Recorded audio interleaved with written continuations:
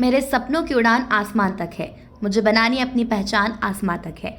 मैं कैसे हार मान लूं और थक कर बैठ जाऊं, मेरे हौसलों की बुलंद आसमां तक है।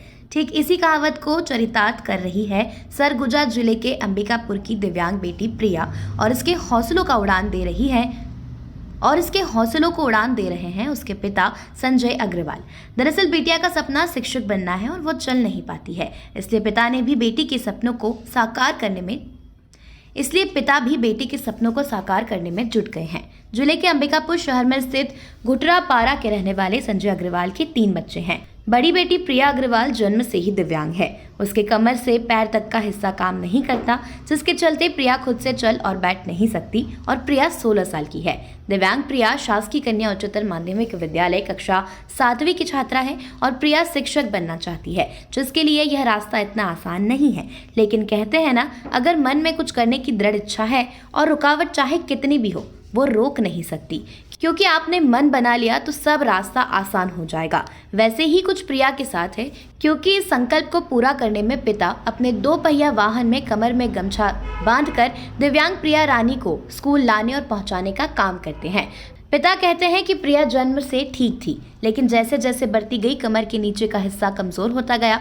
बावजूद इसके प्रिया उनके 2 बच्चों से पढ़ने में काफी तेज थी। बचपन से प्रिया को पढ़ने का शौक था। पिता ने कई स्कूलों में दाखिला कराने की कोशिश की, लेकिन स्कूल वाले बेटी की दिव्यांगता को देखकर स्कूल में दाखिला नहीं देते थे। लेकिन पिता ने हिम्मत नहीं हारी और आज बेटी 7वीं कक्षा में पढ़ाई कर रही है। वहीं बेटी के शिक्षक बनने का सपना पूरा करने रोज बेटी को कमर में बांधकर स्कूल पहुंचाने का काम कर रहे हैं। बेटी के सपने को पूरा करने की कोई कसर नहीं छोड़ रहे हैं। स्कूल के शिक्षक पिता के इस हौसले को सलाम करते हैं और प्रिया को अन्य पढ़ने वाले छात्रों के लिए मिसाल बता रहे हैं। शारीरिक रूप से कमजोर होते हुए भी पढ़ाई करने का जज्बा अन्य छात्रों के लिए प्रेरणा का स्रोत रहे। वहीं स्कूल की प्राचार्य बताती हैं कि प्रिया स्कूल की होनहार छात्रा है। 6ठी कक्षा में 70% से अधिक अंक लाई है। छात्रों से लेकर शिक्षक प्रिया की हर संभव मदद करते हैं। हालांकि कई ऐसे छात्र हैं जो गरीबी और संसाधन की कमी का हवाला देकर पढ़ाई छोड़ देते हैं और अपने लक्ष्य से भटक जाते हैं। ऐसे छात्रों को प्रिया जैसी दिव्यांग छात्रा से प्रेरणा लेनी चाहिए। गर्ल्स स्कूल थाना चौक, फर्स्ट ईयर मंदिर के पीछे। पहले और अभी 6वीं से ऐसे बैठकर।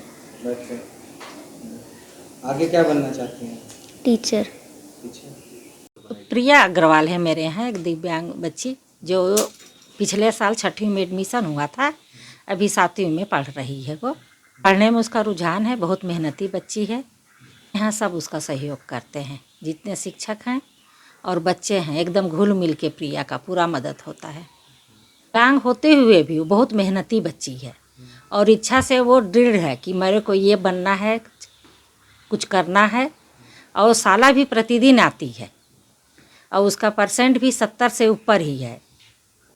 पिताजी उसको रोज दिन लेके आते हैं और पिता के सहयोग से ही वो आगे बढ़ रही है। देखिए, ये तो वास्तव में दूसरे छात्र के लिए मिसाल है बच्ची कि शारीरिक रूप से होने के बावजूद भी इतनी दृढ़ इच्छा रखी है कि हम आगे बढ़ेंगे। तो सचमुच में इससे प्रेरणा लेके जो बच्चे एकदम सब तरह से स्वस्थ हैं, तो उनको तो और आगे जाना चाहिए।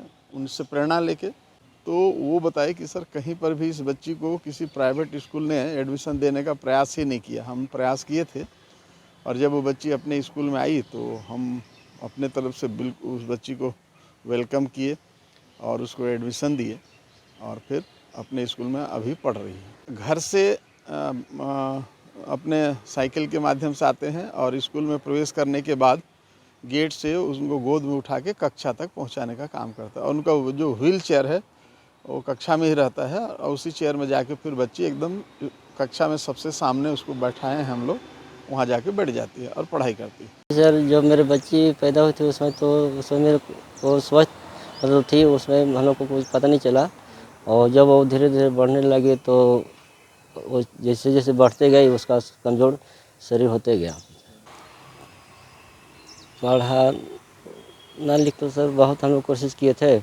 स्कूल में एडमिशन करवाने के लिए भी गए, बहुत जगह दौड़े, तो एडमिशन तो नहीं हो रहा था। कहीं तो सर बोल रहे थे कि आपका बच्ची तो इसका तो ऐसा स्कूल में सुविधा नहीं है, तो आपको जब तक बच्ची यहाँ पर रहेगी तब तक आपको यहाँ पर बैठना पड़ेगा।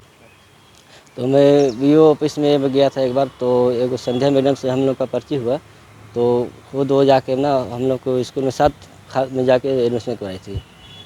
और मेरे बच्चे अभी पढ़ रही है और मतलब पढ़ने में अच्छी है और उनका मतलब टीचर बनने का शौक़ है, तो उसी प्रयास में हम लोग लगे हैं और हम लोग छोटा मोटा रोज़गार करते हैं और उसी से हम लोग अपना घर चला रहे हैं और बच्चे लोगों का भी देख रेख करते हैं और बच्चे का डेली अपना स्कूल आना ले जाना खुद करते हैं।